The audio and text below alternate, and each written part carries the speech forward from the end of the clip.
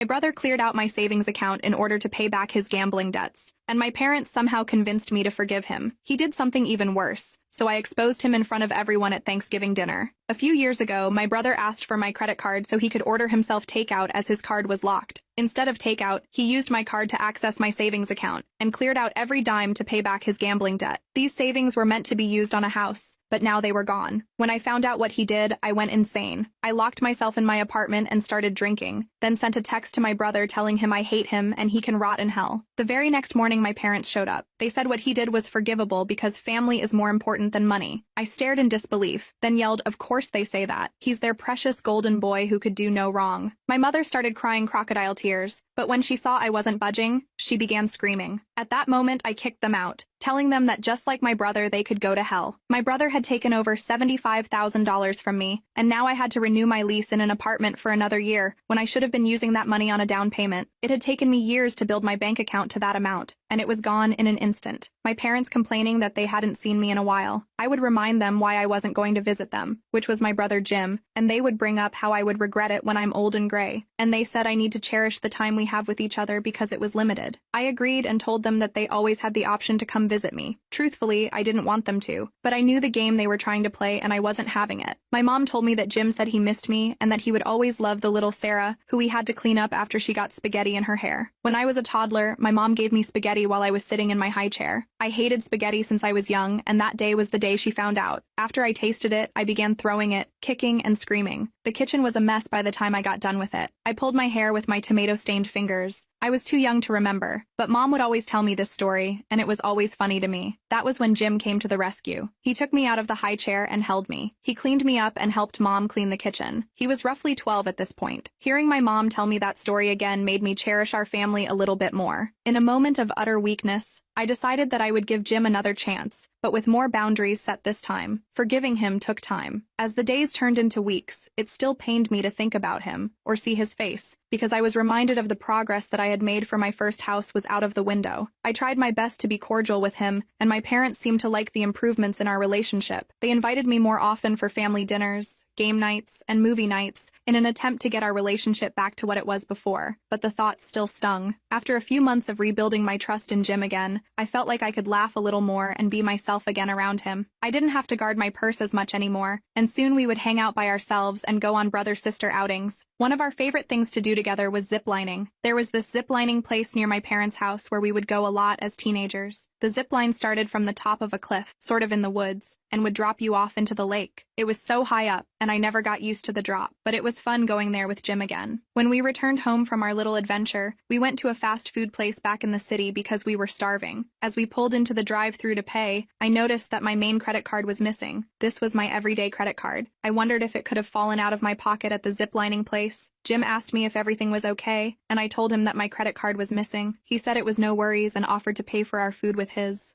We got our food and headed home. I had to drop Jim off back at our parents' house because he lost his car in a bed about a year ago. When I got home, I checked my wallet again and found my credit card, except it was in a different pocket in my wallet than the pocket that I usually put it in. I figured I was just tired, and that was the reason I hadn't noticed it before, so I went to bed. The next night, I got a text message from my credit card company asking for authorization for a casino near my parents' house, the same casino that Jim spent his entire check on every other Friday. My heart dropped. I couldn't believe that Jim had pulled the same stunt again. I immediately declined the transaction and checked my other accounts. He must have taken pictures of my credit cards and put them back in my wallet when we hung out the other day. My other credit card apps showed that I had hit my limit for the month, and I knew that wasn't the case. I tried to call and dispute the payments, but the merchants showed proof of my brother being the one making the purchases. They declined my request to dispute the charges, and now I am left responsible for the debt. I called my brother, and he didn't respond. The phone clicked in the middle of the tone like he'd declined the call. My blood was boiling. I called my parents, and my mom answered. I told her the situation and how Jim racked up $7,000 worth of debt across all of my credit cards that night. She told me that she would call him and would call me back after she spoke with him. I told her no need and that I was coming over that instant. It was almost 11 o'clock at night as I headed to my parents' house and waited in the living room for Jim to return home. As he walked through the door, he flickered the light on, and I scared the daylights out of him when he saw me sitting in the living room chair. I asked him where was my money, and he looked puzzled. I told him that I already knew about him stealing my credit card information and threatened to call the police if he didn't tell me where the money was. He broke down and confessed, saying that he felt bad about me not being able to get into my first house this year because of him, and that he wanted to make up for it, so he used my money to play at the casino because he wanted to win the money back for me.